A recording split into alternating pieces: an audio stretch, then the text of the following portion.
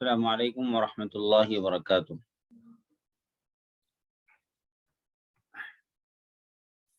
الحمدللہ ہمارا یہ سیرت کا جو سلسلہ ہے چل رہا تھا۔ حضور صلی اللہ علیہ وسلم مدینہ پہنچ گئے اور حضور صلی اللہ علیہ وسلم پر بہت سارے لوگ ایمان لا رہے ہیں، کچھ یہودی بھی ایمان لائے۔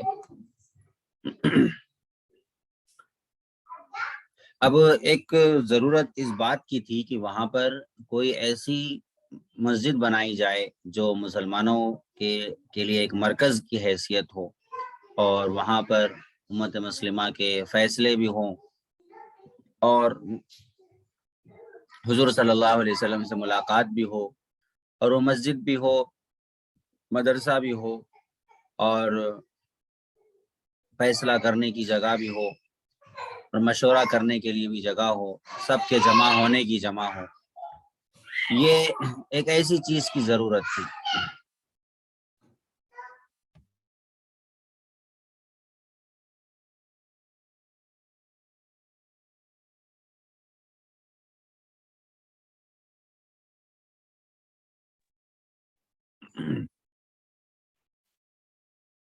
اسی مقصد کے لیے حضرت ابو ایوب انصاری رضی اللہ عنہ کے مکان کے قریب میں ایک جگہ تھی، تو آپ صلی اللہ علیہ وسلم نے مسجد کے لیے اس کو خریدنے کی خواہش ظاہر فرمائی۔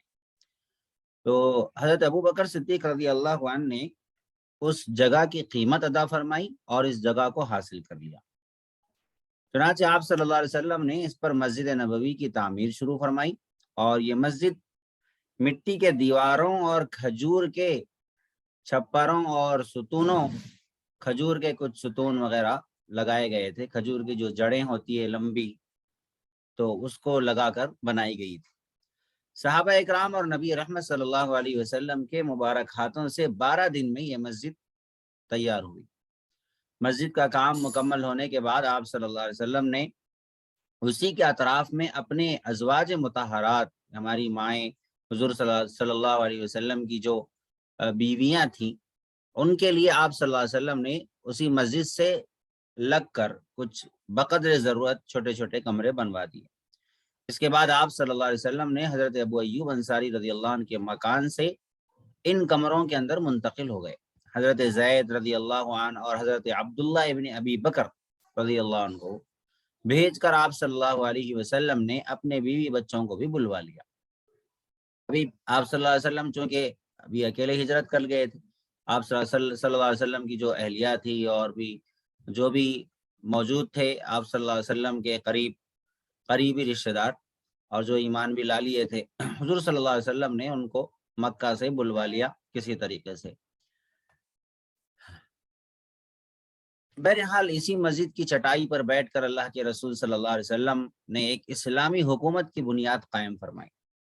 یہیں سے بادشاہ نے وقت کو دعوت نامے آپ صلی اللہ علیہ وسلم نے روانہ فرمایا کہ اسلام کو قبول کرو۔ اسلام کی تعارف حضور صلی اللہ علیہ وسلم نے پیش کیا، خطوط کے ذریعے سے، لیٹر کے ذریعے سے، اور یہیں پر بہت سارے کیسز آتے تھے، مقدمات آتے تھے، اسی کے فیصلے کیے جاتے تھے۔ اسی میں صحابہ اکرام رضوان اللہ علیہم اجمعین کی تربیت کی جاتی، اور اسی میں اسلامی تعلیم کا نظام قائم کیا گیا، اسی میں ذکر کے حلقے لگتے تھے۔ تو مسجد کا ایک کانسیپٹ تھا یہاں پر۔ آج کل جو ہمارے پاس میں مسجدیں ہیں، ان مسجدوں کی حالت دیکھ لیجئے، بس نماز ہے، بس ختم ہے اس کے بعد۔ لیکن حضور صلی اللہ علیہ وسلم کی جو مسجد تھی، وہ مسجد کا حال یہ تھا کہ وہاں پر ذکر کے حلقے بھی ہوتے تھے، تعلیم، اسلام کا تعلیمی نظام بھی ہوتا تھا، صحابہ اکرام کی تربیت بھی کی جاتی تھی، مقدمات کے فیصلے وہیں پر ہوتے تھے، اور یہیں پر جو ہے جہاد کے لیے لشکر بھی تیار ہوتے تھے، یہیں پر سے محتاج لوگوں کی حاجت پوری کی جاتی تھی، ضرورت پوری کی جاتی تھی۔ اسی کے سامنے ایک چبوترا تھا جس کو صفہ کہا جاتا ہے، اور اس پر بیٹھنے والے کو اصحاب صفہ کہا گیا۔ یہاں پر بیٹھتے تھے بھوکے لوگ، بے سہارا لوگ، اور وہیں پر وہ علم بھی حاصل کرتے تھے حضور صلی اللہ علیہ وسلم کے پاس میں، اور ان کے کھانے پینے اور کا کوئی ذریعہ نہیں تھا، تو حضور صلی اللہ علیہ وسلم کے پاس کچھ لوگ جو بھی ہدیہ لاتے تو حضور صلی اللہ علیہ وسلم سب ان میں تقسیم کر دیتے۔ کچھ حضور صلی اللہ علیہ وسلم بھی نوش فرماتے تھے۔ یہیں پر بہت سارے معجزات بھی ہوئے کہ چھوٹا سا پیالہ لایا گیا، حضور صلی اللہ علیہ وسلم کو دودھ کا پیالہ دیا گیا ہدیے میں، آپ صلی اللہ علیہ وسلم نے وہ ان صحابہ میں تقسیم کیا تو 70 صحابہ اکرام تھے، اور ایک چھوٹے سے پیالے میں سارے کے ساروں نے سیر ہو کر خوب پیٹ بھر کے پیا، اور پھر اس کے اندر ابھی دودھ بچ گیا تھا۔ تو یہ ایک طریقے سے اس کے اندر اللہ تبارک و تعالیٰ نے معجزہ کر کے دکھایا، اور تھوڑا سا دودھ سب کے لیے کافی ہوا۔ پیتے جاتے تھے لیکن دودھ ختم نہیں ہوتا تھا۔ تو یہ اصحاب صفہ تھے، اور یہ لوگ علم کے دھنی تھے، علم حاصل کرتے تھے، یہ اپنے آپ کو اللہ کے لیے وقف کر چکے تھے، یہ کام کاج کاروبار میں اتنا مشغول نہیں رہتے تھے، تو ان کی ذمہ داری دوسرے لوگ لیتے تھے، ان کے لیے ہدیہ بھیجنا، ان کے لیے کچھ ان کی خدمت کرنا، اور ان کے لیے کچھ تحفے تحائف لے کر آنا۔ جو دوسرے مالدار جو کام کاج میں مصروف ہوتے تھے، وہ لوگ جو ہے ان کی یہ خدمت، مالی خدمت کرتے تھے، اور یہ لوگ حضور صلی اللہ علیہ وسلم کی احادیث کو، باتوں کو نوٹ کرتے تھے اور اس کو دوسروں تک پہنچاتے تھے۔ بہرحال یہ ایک چھوٹی سی مسجد تھی، لیکن عالم اسلام کا ایک یوں سمجھیے ایک کیپٹل سٹی تھی، اور مسجد ہی نہیں بلکہ ایک باب الحکومت تھا۔ حضور صلی اللہ علیہ وسلم نے اب اس کے بعد میں یہ ضروری سمجھا کہ اس علاقے کے اندر امن و امان کی فضا قائم کی جائے، کیونکہ جس علاقے میں امن و امان ہو، وہاں پر وہاں کی اکنامک اور وہاں کا اقتصادی نظام، وہاں کا معاشی نظام بھی درست ہوتا ہے۔ جس علاقے اور جس ملک کے اندر امن و امان نہ ہو، تو وہاں پر جہاں پر بدامنی ہو، فتنہ فساد ہو، لڑائی جھگڑے ہو، تو وہاں کا نظام بھی درہم برہم ہو جاتا ہے، اور دولتیں صرف چند لوگوں کی مٹھی میں بھر جاتی ہے، جو غنڈہ قسم کے، بدماش قسم کے لوگ ہوتے ہیں، ان کی مٹھیوں میں ہو جاتی ہیں، اور جو کمزور لوگ ہیں اس ملک کے، اس شہر کے کمزور لوگ ہیں، وہ پستے چلے جاتے ہیں اور وہ مظلوم ہو جاتے ہیں۔ تو حضور صلی اللہ علیہ وسلم نے سب سے پہلے یہاں پر یہ بھی ضروری سمجھا کہ امن و امان کی فضا قائم ہو، اور ہر ایک کا مذہب الگ الگ ہے، اس کے باوجود بھی ایک قومی اتحاد اور اتفاق برقرار رہے۔ یعنی ایک قوم ہے، بہرحال سارے کے سارے مدینہ میں رہنے والے، بھائی ہمارا مدینہ ہے، ہمارا اسٹیٹ ہے، اگرچہ ہمارا مذہب الگ الگ ہے، ہمارا دین الگ الگ ہے، لیکن اس کے باوجود بھی کچھ ایسے اصول اور کچھ ایسے کرائٹیریا بنانے چاہیے کہ جس کے آگے کوئی بھی نہ جائے، اور کچھ اصول اور کچھ رولز بنانے چاہیے۔ چنانچہ حضور صلی اللہ علیہ وسلم نے ایک بین الاقوامی معاہدہ امن کی جانب آپ صلی اللہ علیہ وسلم نے توجہ فرمائی، تاکہ آپس میں ایک دوسرے کے ساتھ انسانی اور اخلاقی طور پر ایک دوسرے کی مدد کرتے رہیں، ایک دوسرے کی ہمدردی کرتے رہیں، اور ایک اظہار رائے کی آزادی کا بھی وہاں پر موقع دیا گیا۔ چنانچہ آپ صلی اللہ علیہ وسلم نے ایک معاہدہ امن جو ہے مرتب فرمایا، اور باضابطہ اس کو جو ہے آپ نے ترتیب دیا، اور اس پر مدینہ میں بسنے والی قوموں سے اتفاق اور رضامندی کی دستخطیں لی، اور آپ صلی اللہ علیہ وسلم نے اس معاہدے کو مدینہ کے اطراف کے جو قبیلے تھے ان کے پاس بھی پہنچ کر انہیں بھی اس میں شامل کرنے کی کوشش کرتے رہے۔ یہ سلسلہ 2 ہجری ہجرت کے 2 سال کے درمیان تک چلتا رہا، لوگوں کو بھی یہ بہت اچھا لگا، اور لوگ اس کو پسند کرتے رہے اور اس کو شامل ہوتے رہے، اور اس لوگوں نے اس امن معاہدے کو قبول کیا۔ اب اسی کے ساتھ آپ صلی اللہ علیہ وسلم نے ایک کام یہ بھی اہم انجام دیا کہ جو مہاجرین تھے، ہجرت کرنے والے، ان کو ہجرت کرنے والوں کو مہاجرین کہتے، اور انصار جو مدینہ کے لوگ ہیں ان کو انصار کہا جاتا ہے، یعنی مدد کرنے والے۔ تو یہ مہاجرین اور انصار کے درمیان آپ صلی اللہ علیہ وسلم نے بھائی چارگی قائم فرمائی، یعنی ایک مہاجر بھائی ایک انصاری بھائی کا بھائی ہوگا، یعنی آپ صلی اللہ علیہ وسلم نے نام لے لے کر کہا کہ فلاں مہاجر بھائی، فلاں انصاری، جیسے مثال کے طور پر عبداللہ مہاجر بھائی زید انصاری بھائی کے بھائی ہوں گے، اور اس طریقے سے ایک دوسرے کو بھائی چارہ کر دیا۔ تو کیونکہ مہاجرین جو تھے وہ تو سب کچھ چھوڑ کر آئے تھے نا، اپنا مال، اپنی دولت، اپنا گھر بار، سب کچھ چھوڑ چھاڑ کر مکہ سے مدینہ آ گئے تھے، بعض کا تو مکہ والوں نے سب کچھ چھین لیا تھا۔ تو ان سب لوگوں کو آباد کرنا، ان کی زندگی کی ضروریات کا سامان کرنا، اور ان کے ہر ایک کے اپنے اپنے ذاتی مسائل ہوتے ہیں، ان سب کا انتظام کرنا کچھ آسان کام نہیں تھا۔ اب ان میں جہاں کمزور اور غریب لوگ تھے وہ وہیں پر کچھ بہت اچھے گھرانے کے اور شریف لوگ بھی تھے. ان لوگوں کو پناہ حاصل کرنے والے کے جیسا بھی یعنی کسی کیمپ میں ڈال دیا, کسی رفاہی کیمپ میں ڈال دیا, کوئی ریلیف کیمپ میں ڈال دیا, ایسا بھی نہیں رکھا جا سکتا تھا کہ بھئی یہاں پر پناہ لے کے بیٹھے رہو, ڈیرا ڈال کے بیٹھے رہو, ایسا بھی نہیں رکھ سکتے تھے. صاحب حیثیت اور شریف لوگ تھے. تو اللہ پاک نے حضور صلی اللہ علیہ وسلم کے دل میں یہ تدبیر ڈالی کہ آپ صلی اللہ علیہ وسلم نے ایک بھائی کو ایک بھائی کے ساتھ جوڑ دیا, مہاجر کو ایک انصاری بھائی کے ساتھ جوڑ دیا. اب ہوا یہ کہ مہاجر جو صحابہ تھے وہ امانت دار تھے, دیانت دار تھے, نبی کی تعلیمات سنتے تھے, اور یہ محنتی تھے. ایسے نہیں کہ بیکار بیٹھے ہوئے بس کھا رہے ہیں, مل رہا ہے اور کھا کے پی کے بیٹھے ہوئے ہیں, خود بھی محنت کرنے والے تھے. تو مہاجر جو صحابہ تھے انصار صحابہ کا بوجھ نہیں بنتے تھے, خود سے محنت کرتے تھے, کماتے تھے, اور خود پورے اچھی طریقے سے محنت کر کے ساتھ دینے کی کوشش کرتے تھے. تو بہترین دوست بن گئے انصاری کے, بہترین ہمدرد بن گئے انصاری صحابی کے.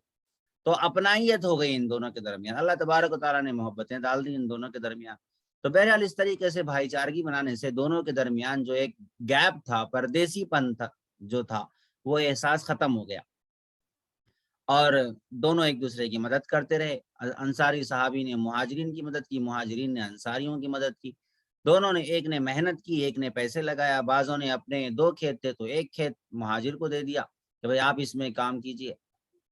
تو اس طریقے سے یہاں پر ایک دوسرے کی ہیلپ اور ایک دوسرے کی مدد کا ایک بھائی چارے کا رشتہ قائم ہوا.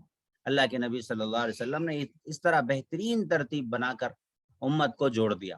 آج بھی ہمیں اس چیز کی ضرورت ہے کہ جو غریب لوگ ہیں وہ غریبوں کی اگر مالدار لوگ پرورش کر لیں. اگر ایک بہت بڑا مالدار ہے تو وہ اگر ایک 5 غریب گھرانوں کی پرورش اپنے ذمے لے لے, ان کے تعلیمی خرچے اپنے ذمے لے لے اور کفالت لے لے, تو اس طریقے سے ہمارے معاشرے کی, مسلم قوم کی غریبی دور ہو سکتی ہے. اور جو مہاجرین ہیں یعنی جو غریب لوگ ہیں, ان غریبوں کو چاہیے کہ وہ جو مدد کر رہا ہے ان کے احسان مند رہیں, اور امانت میں خیانت نہ کرے, خواہشات میں پیسے نہ اڑائے, ضرورت کو ضرورت کی حد تک رکھے, خود بھی محنت کرے. ایسا نہیں کہ کوئی مدد کر رہا ہے, انگلی دیے تو پہنچا پکڑ لیے اس کا. اور ہو رہا ہے آج کل ایسا, کسی غریب کی تھوڑی سی مدد کرو وہ گلا ہی پکڑ لیتا ہے, دوسرے مہینے میں آ کے دروازے پہ ٹھہر جاتا ہے کہ بھائی آپ مجھے دو. ایسے پوچھتے ہیں جیسے کہ کوئی قرضہ باقی ہے. تو اس طریقے سے غریبوں کی حرکتیں بھی ہوتی ہے. تو غریبوں کے اندر مہاجرین کی صفت ہونی چاہیے کہ خود محنت کر کے خود کمانے والے بننے کی, اور خود اپنے پاؤں پہ کھڑا ہونے کی کوشش کرنی چاہیے, اور مالداروں کو چاہیے کہ غریبوں کا سہارا بنے. تو یہ چیز ہمارے معاشرے کو, ہمارے قوم کو مزید بہتر بنا سکتی ہے. حضور صلی اللہ علیہ وسلم نے کس طریقے سے دیکھیے اپنی قوم کی معیشت کو یعنی ان کی اکنامک پاور کو مضبوط کیا, اور بھائی چارہ قائم کر کے ایک تو ان کی آپسی دلی محبت کو, قومی اتحاد کو مضبوط کیا, ایک مسلم قوم کو ایک جگہ جمع کیا, اور دوسرے یہ آپسی جو ایک گیپ تھا کہ تم مہاجر ہو میں انصاری ہوں, تم ہمارے پاس میں آ گئے, ایک یہ جو چیز تھی وہ ختم کر دی, اور آپس میں ایک دوسرے کو تعاون کرنے پر حضور صلی اللہ علیہ وسلم نے آمادہ کر دیا. اور پھر یہ کہ دونوں ایک دوسرے کی مدد کی وجہ سے, امانت داری, دیانت داری کی وجہ سے ایک بہترین قوم بنے, اور ان کی معیشت بھی اور ان کے مالی حالت جو تھی وہ بھی بہت بہت مضبوط ہو گئی. اب بہرحال اس کے بعد جو قریش تھے, جو مکہ کے, ان لوگوں کو بہت بے چینی ہو رہی تھی کہ مسلمان اب یہاں سے بھی بھاگ گئے ہیں اور ادھر دوسرے ملک میں گئے ہیں, اور وہاں پر جا کے وہ آرام سے بسے ہوئے ہیں. تو انہوں نے جو ہے اس سلسلے میں غور کیا. تو مدینے کے کچھ قبیلے تھے, ان قبیلوں میں سے 2 قبیلے اوس اور خزرج. اوس اور خزرج کے قبیلے کے کچھ بعض ایسے لوگ تھے جو منافقانہ خصلت رکھتے تھے. دیکھیے جہاں اچھائیاں ہوتی ہیں نا, وہاں پر کچھ برے لوگ بھی ہوتے ہیں. ہر پھول کے ساتھ میں کانٹے بھی ہوتے ہیں, ہر کانٹوں کے ساتھ میں پھول بھی ہوتے ہیں. انسان کو سوچنا چاہیے کہ ہمیں پھول کی خوشبو سے مطلب ہے, کانٹوں سے گھبرانا نہیں ہے. کانٹے آتے رہتے ہیں زندگی میں. تو منافقت پسند لوگ جو تھے, اور یہ نفاق مدینہ کے اندر بہت سا, کیونکہ حضور صلی اللہ علیہ وسلم کو سب ہی لوگ تسلیم کرتے تھے. اکثریت جو ہے حضور صلی اللہ علیہ وسلم کو تسلیم کرتی تھی, مانتی تھی. اگر کوئی ایمان نہیں بھی لائے تھے تو آپ صلی اللہ علیہ وسلم کے نبی ہونے کو جانتی تھی، اور آپ صلی اللہ علیہ وسلم کا ایک رعب ان کے دل میں تھا کہ کہیں عذاب نہ آ جائے. یہودی بھی بہت، لیکن ایک منافقت بھی تھی. یہودیوں میں بھی بہت سارے منافق قسم کے لوگ تھے، اور مشرکین کے اندر بھی تھے. تو یہ منافق پسند لوگ تھے جو اندر سے ایک اوپر سے ایک ہوتے تھے. تو ایسے لوگوں سے یہ باہر کے جو مکہ کے مشرکین تھے، انہوں نے جو ہے وہاں سے رابطہ کیا اور ان کو اس بات پر اکسایا کہ بھئی آپ عہد توڑ دو. جو معاہدہ حضور صلی اللہ علیہ وسلم نے امن کا جو معاہدہ سب سے کیا تھا، سب کی سائن لی تھی، سب کی دستخطیں لی تھی، تو ان کو اس بات پر آمادہ کیا کہ بھئی عہد توڑ دو. اگر تم عہد نہیں توڑو گے تو پھر ہم تم پر حملہ کر دیں گے، ہم تم کو جو ہے ختم کر دیں گے، ہم تمہیں ایسا کر دیں گے، ولا کر دیں گے. انہوں نے جو ہے مشرکین مکہ جو تھے، انہوں نے جو ہے اوس اور خزرج کے کچھ منافق قسم کے لوگ کو، جو بزدل قسم کے لوگ تھے، ایسے لوگ ہی منافق بنتے ہیں، اندر سے ایک اوپر سے ایک ہوتے ہیں، دو رنگی ہوتے ہیں. تو ان کو ڈرانے دھمکانے لگے اور ان کو کچھ لالچ بھی دینے لگے. تو بہرحال وہ لوگ تو پہلے سے ہی آستین کے سانپ بنے ہوئے تھے. اس طرح سے ان لوگوں کو جب مشرکین مکہ کا سہارا مل گیا ان منافقین کا، تو انہوں نے بہت لمبی چوڑی سازشیں کی اور مسلمانوں کے امن جو معاہدہ تھا اس کو برباد کرنے کی انہوں نے کوششیں کی. تو اسی وجہ سے انہوں نے جو وقفے سے تھوڑے دن کے بعد میں جو ہے یہ لوگ مدینہ پر حملے کرنے بھی شروع کر دیے. اب اسلام تو امن اور سلامتی کا مذہب ہے. اس نے امن امان اور مخلوق کی حفاظت اور سلامتی کو بنیادی اہمیت دی ہے.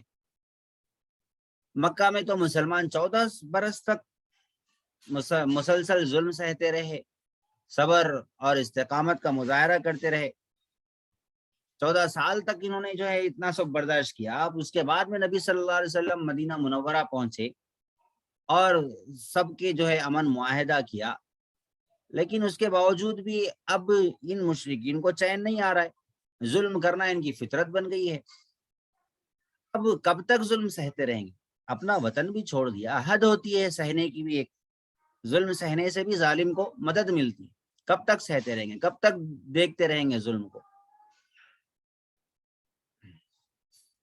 بہرحال انسانیت پر ظلم کو دیکھتے رہنا، مظلوموں کی مدد کر سکتے ہوں اس کے باوجود مظلوم لوگوں کی، کمزور لوگوں کی مدد نہ کرنا، یہ بھی ایک شرافت کے خلاف ہے کہ کسی کمزور کی ہم مدد کر سکتے ہیں، اس کے باوجود بھی ہم کمزور کی مدد نہ کریں اور یوں سوچے بیٹھے امن امن امن امن کے نام پہ جو ہے کمزوروں کو ہی سمجھاتے رہے، کمزوروں کو ہی دلاسا دیتے رہے. ایک حد ہوتی ہے، ایک لمٹ ہوتی ہے کمزوروں کو بھی سمجھانے کی، صبر کی تلقین کرنے کی.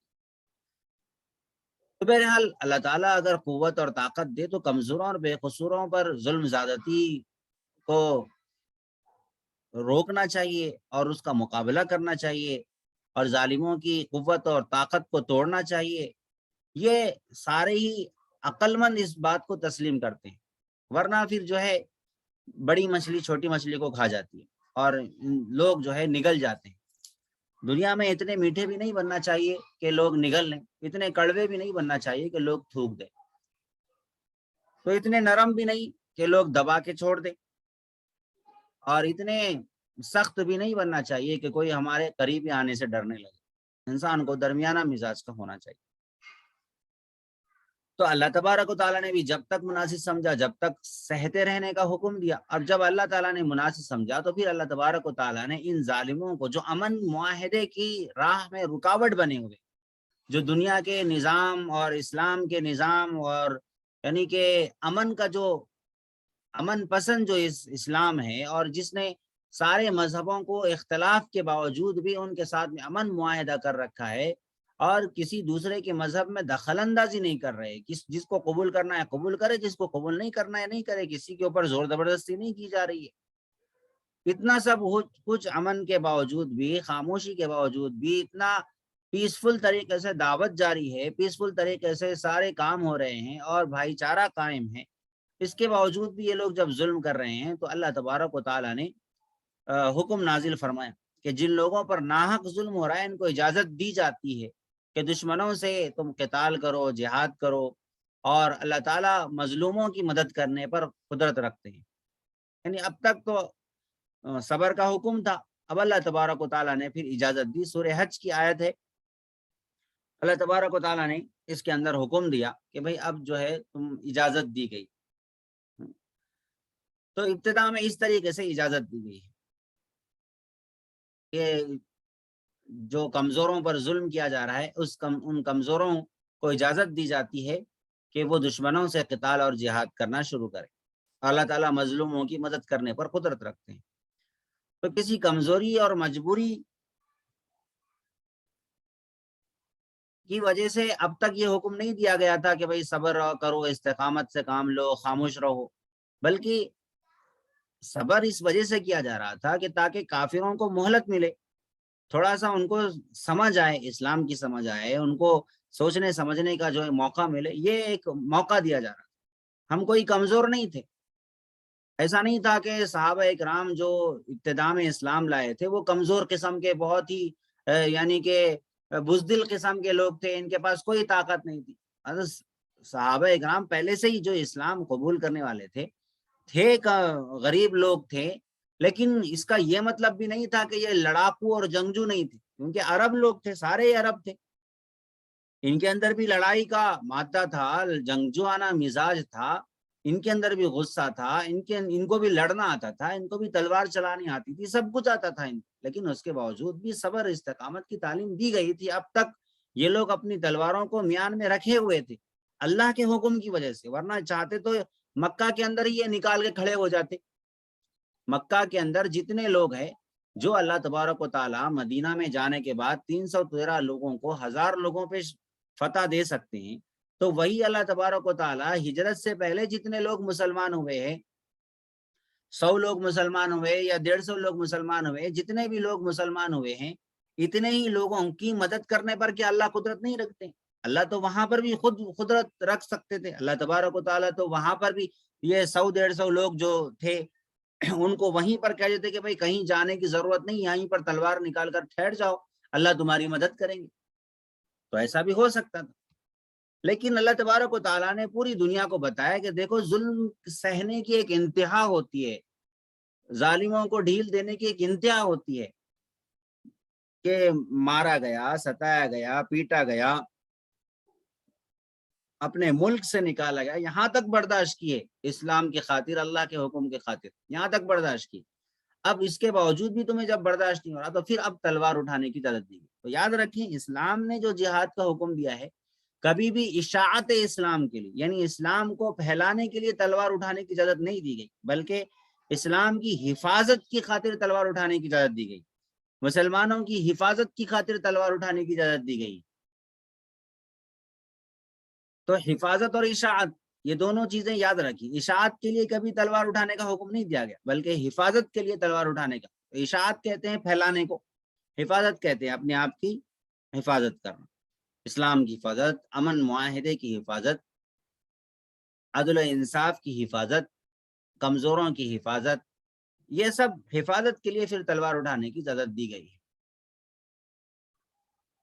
تو بہرحال یہ جہاد کا حکم نازل کیا گیا، اور اس کے اندر بھی پھر نیت بھی درست کرنے کا حکم دیا گیا کہ یہ جہاد جو کیا جا رہا ہے یہ کسی غصے کو نکالنے کے لیے، یا کوئی مال لوٹنے کے لیے، یا کوئی علاقہ حاصل کرنے کے لیے، کوئی اسٹیٹ چھیننے کے لیے، یا کوئی زمین چھیننے کے لیے نہیں ہو رہا، بلکہ خالص اللہ کی رضا کے لیے اور اللہ کے بتائے ہوئے قانون کے مطابق ہو رہا ہے. چنانچہ رسول اللہ صلی اللہ علیہ وسلم جب جہاد کی مختلف نیتوں کا ذکر کرتے تو ان کے بارے میں دریافت کیا گیا کہ ان میں سے کون سی نیت صحیح ہے. تو آپ صلی اللہ علیہ وسلم نے فرمایا جس شخص نے اس غرض سے جہاد کیا کہ اللہ تعالیٰ کا کلمہ بلند ہو، بس وہی مجاہد ہے. یعنی جو شخص یہ نیت کرے کہ اسلام کی شوکت اور دین کا غلبہ ہو، اس کے علاوہ کوئی اور نیت جہاد میں نہ ہو، ذاتی نیت، جائیداد لوٹنے کی نیت، اپنی بادشاہت بڑھانے کی نیت، اپنی طاقت دکھانے کی نیت نہ ہو، یہ سب نیتیں نہ ہوں، بلکہ صرف اللہ کا کلمہ بلند ہو، اللہ کا کلمہ بلند ہو، اللہ کا دین بلند ہو. اللہ کا دین، اللہ کا کلمہ کیا ہے؟ وہی امن. اسلام سے بڑھ کر امن کسی اور قانون کے اندر نہیں ملتا. اسلام نے جو امن معاہدہ کیا ہے، جو امن کی چیزوں کو بتلایا ہے، اس کو جو ہے ہمیں دیکھنا چاہیے اور ہمیں سمجھنا چاہیے. جب تک ہم اس امن معاہدے کو نہیں سمجھیں گے اور اتنی تکلیفوں کو برداشت کر کے یہاں تک جو آئے ہیں اس کو نہیں سمجھیں گے، تب تک اسلام کا نظام جہاد بھی سمجھ میں نہیں آئے۔ تو نیت کی درستگی کی بھی سکھائی گئی کہ بھئی اللہ کے کلمہ بلند کرنے کی نیت کر کی جائے اس کے اندر۔ تو بہرحال جہاد بھی ایک ضرورت ہے، اس کے بغیر امن ممکن ہی نہیں۔ اللہ تبارک و تعالیٰ کا ارشاد ہے کہ اگر اللہ تعالیٰ بعض لوگوں کے ذریعے بعض لوگوں کو دفع نہ فرماتے تو اللہ کی زمین پر اللہ تعالیٰ کی عبادت ہی مشکل ہو جاتی۔ ظالم لوگ عبادت خانوں کو جو اللہ کے ذکر کرنے کی جگہ ہوتی ہے وہ بھی گرا دیتے۔ اگر اللہ تعالیٰ بعض لوگوں کے ذریعے بعض لوگوں کو قابو میں نہ کرتے تو زمین میں فتنہ فساد بھر جاتا۔ جس طرح ظالم کو اپنی طاقت دکھاتا ہے، اسی طرح حق والوں کے اندر بھی اللہ تبارک و تعالیٰ ایسے طاقتور لوگوں کو کھڑا کرتے ہیں جو ظالموں کے ظلم کو روکتے ہیں اپنی طاقت کے ذریعے سے، اور ان کو ان کی اوقات یاد دلاتے ہیں۔ اور اللہ تبارک و تعالیٰ حق والوں کی، امن والوں کی، عدل و انصاف کو قائم کرنے والوں کی، اللہ کی دھرتی پر اللہ کے دین کو غالب کرنے کی جو کوشش کر رہے ہیں ان کی اللہ تبارک و تعالیٰ مدد بھی فرماتے ہیں۔ تو جب تک حضور صلی اللہ علیہ وسلم مکہ میں تھے تو بے شک مکہ میں آپ صلی اللہ علیہ وسلم کو اور آپ پر ایمان لانے والوں کو بہت ستایا گیا، لیکن جب آپ مدینہ تشریف لائے تو یہ دشمنی اور مخالفت جو ہے اور بھی زیادہ ہو گئی۔ یعنی اس طریقے سے کہ دو دشمن تو جو ہے مدینہ کے اندر ہی تھے، ایک یہودی دشمن تھا، دوسرے منافقین آستین کے سانپ بنے ہوئے تھے، تیسرا دشمن مکہ والے جو وقفے وقفے سے مدینہ میں آ کر چھیڑ چھاڑ کرتے جا رہے تھے۔ تو یہ بہت ہی تکلیف دہ صورتحال تھی۔ اسی کی وجہ سے اللہ تبارک و تعالیٰ نے ان دشمنوں سے قوت اور طاقت کے ساتھ مقابلہ کرنے کا حکم نازل فرمایا۔ اب اس حکم کے نازل ہونے کے بعد آپ صلی اللہ علیہ وسلم نے کفار اور مشرکین کے ساتھ باقاعدہ جنگوں کا سلسلہ شروع کر دیا، جس کو جہاد اور قتال کہا جاتا ہے۔ تو آج جہاد اور قتال کو دہشت گردی اور ٹیررزم سے جوڑتے ہیں، کیونکہ اس کا مطلب سمجھتے نہیں ہیں، اس کا نیت اور اس کے مقصد کیا ہوتا ہے یہ نہیں سمجھتے۔ بس اس کا مطلب یہ سمجھتے ہیں کہ کسی گردن میں تلوار رکھ کے کہو کہ بھائی کہو تم لا الہ الا اللہ ورنہ ہم تمہیں مار دیں گے۔ تو یہ کچھ لوگ اس طریقے سے کر رہے ہوں گے آج کی دنیا میں، لیکن ایسا حقیقی اسلام ایسا نہیں سکھا۔ کچھ لوگ کہہ رہے ہیں کہ بھائی تو ہندو ہے تو میں تجھ سے بات نہیں کروں گا، تو ہندو ہے تو میں تجھ سے رخ پھیر لوں گا، تو اگر ہندو ہے تو تجھے سماج میں رہنے کا، ہمارے علاقے میں رہنے کا اختیار نہیں۔ اس طریقے سے پتہ نہیں کون کر رہے ہیں، لیکن میڈیا اس طریقے سے ہوا اڑاتا ہے اور میڈیا اس طریقے سے باتیں کرتا ہے اور اسلام کے اس حکم کو بدنام کر کے اسلام سے دور کرنے کی کوشش کر رہا ہے۔ لیکن یاد رہے کہ جتنا یہ لوگ بدنام کرنے کی کوشش کر رہے ہیں اللہ تبارک و تعالیٰ اتنا ہی اسلام کا نام کر رہے ہیں۔ اللہ کی مرضی، اللہ تبارک و تعالیٰ کے فیصلے عجیب ہوتے ہیں۔ بہت ساری چیزوں کو ہم ناپسند کرتے ہیں لیکن حقیقت میں وہ اس کے اندر خیر چھپی ہوئی ہوتی ہے۔ تو بہرحال آپ صلی اللہ علیہ وسلم بھی بہت سارے جنگیں کی، تو جس جنگ میں آپ صلی اللہ علیہ وسلم شریک رہتے اس کو غزوہ کہتے ہیں، اور جس میں آپ صلی اللہ علیہ وسلم شریک نہیں ہوئے اس کو سریہ کہتے ہیں۔ اب غزوات یعنی جس میں حضور صلی اللہ علیہ وسلم خود شریک رہے، اس میں یہ غزوات جو ہے 27 غزوات ہوئے حضور صلی اللہ علیہ وسلم جس میں شریک رہے، 27۔ اور 27 غزوات میں سے بھی لڑائی اور باضابطہ جنگ کی نوبت صرف 9 غزوات میں آئی ہے۔ بدر ہے، جنگ بدر ہے، جنگ احد ہے، جنگ خیبر ہے، جنگ حنین ہے، جنگ خندق ہے، غزوہ احزاب بھی کہتے ہیں اس کو، اسی طرح غزوہ تبوک ہے۔ تو یہ مشہور غزوات ہیں۔ سب سے پہلی جو جنگ بدر ہے، یہ جنگ بدر تو اللہ تبارک و تعالیٰ نے باطل کے مقابلے میں حق کی فتح کا ایک پہلی زبردست نشان اس کو بنایا تھا۔ مدینہ منورہ جو ہے مکہ سے ملک شام جانے والوں کے راستے میں پڑتا تھا، ملک شام جاتے تھے لوگ یہیں سے، راستے میں آتا تھا مدینہ۔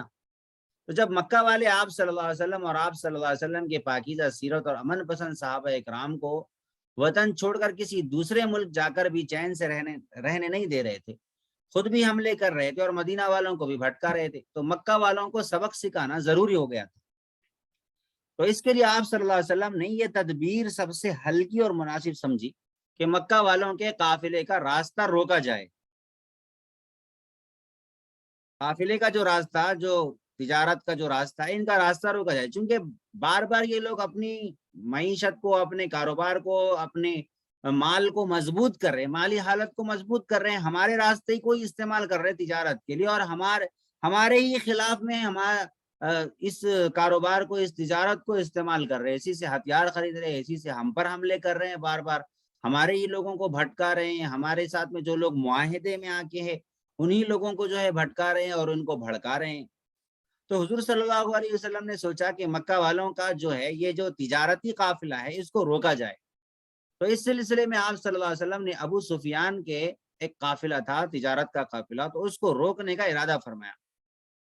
تو آپ صلی اللہ علیہ وسلم کو معلوم ہوا تھا کہ ابو سفیان مکہ والوں کا ڈھیر سارا مال لے کر ملک شام سے بہت سارے ہتھیار خرید کر لا رہے ہیں.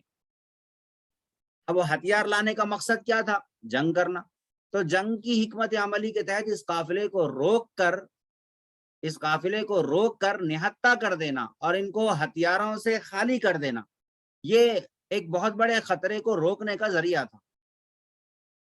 مگر ابو سفیان بھی بہت بڑے زیرک اور چوکنا آدمی تھے.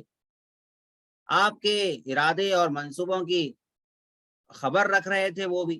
تو آپ صلی اللہ علیہ وسلم بغیر کسی خاص تیاری کے بس چند مخصوص صحابہ کو لے کر ان کے راستے میں پہنچ گئے.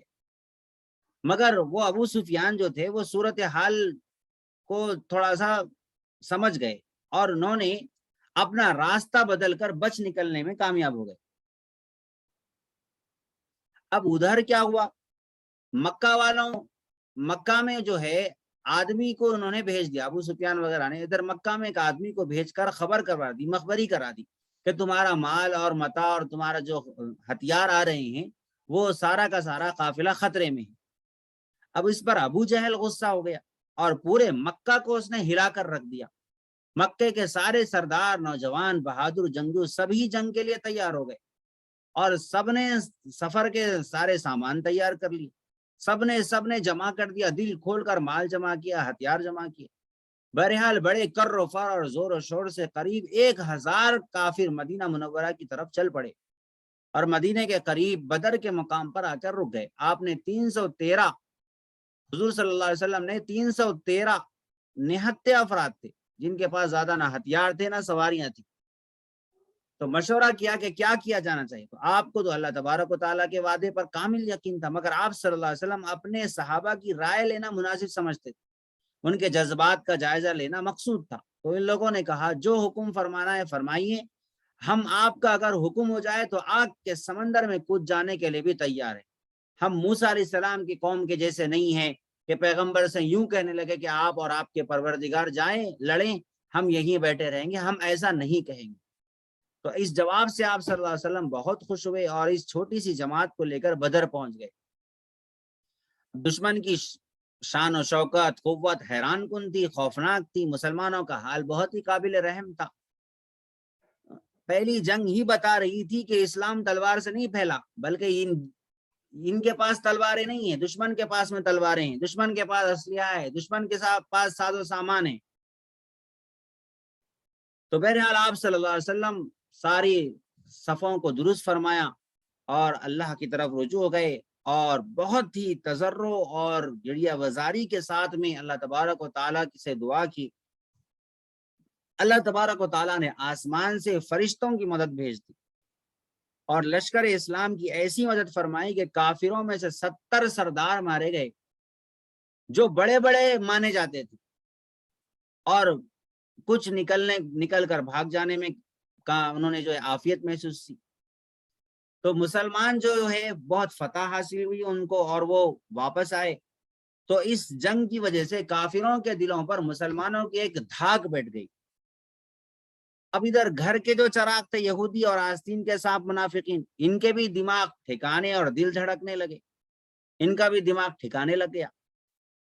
تو بہرحال اللہ تبارک و تعالیٰ نے اس طریقے سے جنگ بدر کے اندر اللہ تبارک و تعالیٰ نے مدد فرمائی، جس کی وجہ سے سارے کے سارے لوگوں کے دلوں میں ایک طرح کا رعب بیٹھ گیا اور اس طریقے سے مسلمان اور اسلام بہت حد تک محفوظ ہو گئے، اور ان کو اندازہ ہو گیا دشمنوں کو کہ اب یہاں پر برابر کا جواب دینے کے لیے یہ لوگ بھی تیار ہیں۔